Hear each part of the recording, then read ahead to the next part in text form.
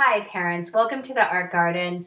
This week I'm going to do something a little bit different. I want to do a lesson just for the preschoolers. I've noticed a lot of the families on Facebook have preschoolers, so I want to do at least one lesson a month specifically for these families. So I'm going to be doing a lesson based on the book Mouse Paint. When I'm working with preschoolers, I like to do famous artists, but I almost always include a picture book. And I found this is a great way to get their attention, is to start with a picture book. And so I recommend you getting this book because I don't know how it's going to work, me reading it on computer. You'll have to let me know. And we're going to be mixing colors. And this is based on a class I taught that was an 8-week class on color mixing and shape that I did with some preschoolers. So the supplies you're going to need is paper, and again I recommend a thick paper because you want the kids to really be able to explore the paint. I recommend paint.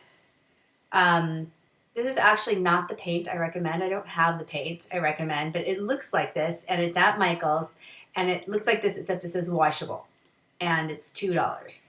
So I would recommend you getting red, blue, and yellow.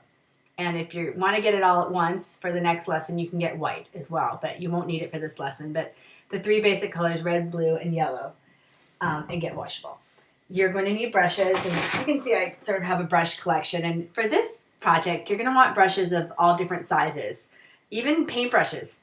You know, brushes you have lying around your house will work for this one because you want them to really experiment with paint. This project is less about product and completely about process, which is so important with the preschoolers. And you want to cut for water. You want a paint shirt if you don't want, a mess. And I will be talking another time about organization. And you want a place to put your paintbrushes. And for the sake of this project, I'm going to use this. A good thing is an old shirt, an old cloth diaper. And so when the kids are done with the paintbrushes, instead of sticking them in the water where they're going to make a mess and everything's going to get all full of water, you can stick your paintbrushes down on this cloth. And so I sort of set it up like this. I put the paper in front of me, and then if my child is right-handed, I put the cloth on the right, so it looks like this, and I have my glass of water right in front of the cloth. So it's a nice setup. I'll try and figure out a way to draw that on the computer for you guys. So I'm going to go through this. I would do this over 3 days. You could do it over 3 weeks, but I would do it at least over 3 different paint sessions so the kids really get the experience. And so what I would do is I'd start with the color yellow.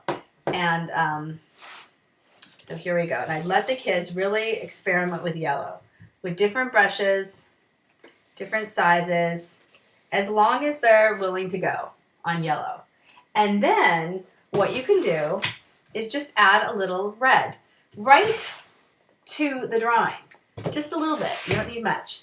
So that's what I'm going to do. I'm going to add a little red right on top of my yellow. And what's nice is you don't have to have a palette for this particular project, which is a mess.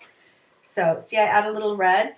And then you also don't need to wash your brushes because we're still working with yellow. So just add a little water, and then I'm going to start putting the red in, and what you'll see is you're going to get orange. You're going to start getting some really pretty colors of orange. And at this point, you can add more yellow if you need it, or more red. You can ask your child, which one do you want to add? I would recommend that you stay in charge of adding the paint.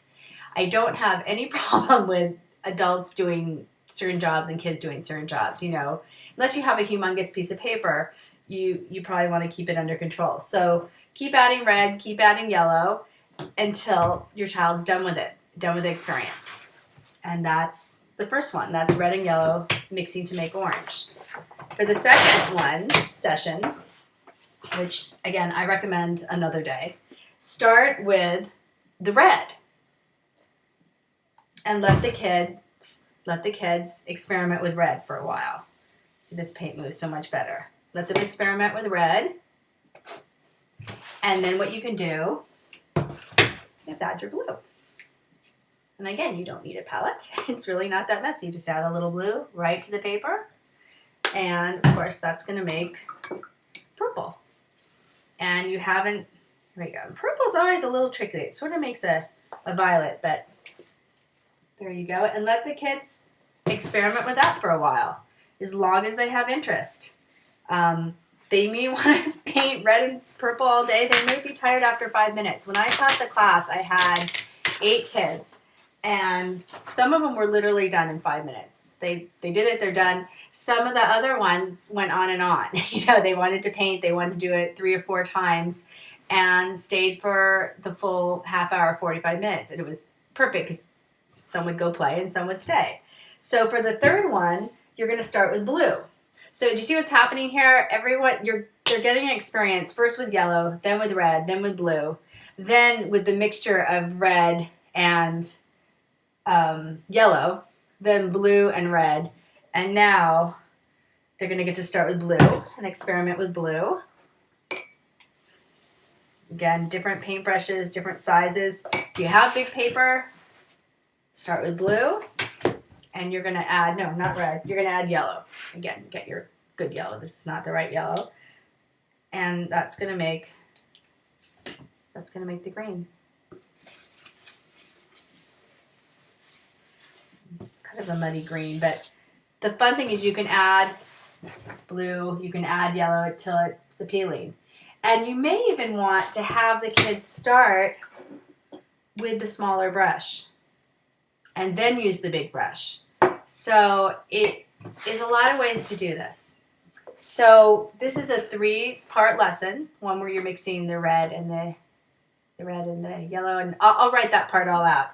I will show you something fun I did at the end, which you do not have to do, but the kids really loved it, is I made them their own little book of mouse paint. And what I did was I just took these drawings, I bound them together with ribbon, but you can just staple it, and I retold the story. So yes, this was a lot of work, but it was a class, and I wanted to do something special for the kids because it was so much fun. So I rewrote the story for them.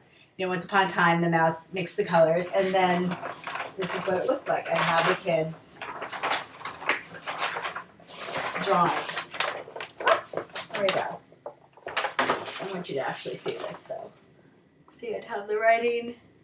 They mix yellow, blue, and green, and then this is the picture that my daughter Alice did when she was, I think, 3. I'll show you a few more. This one was let's pink.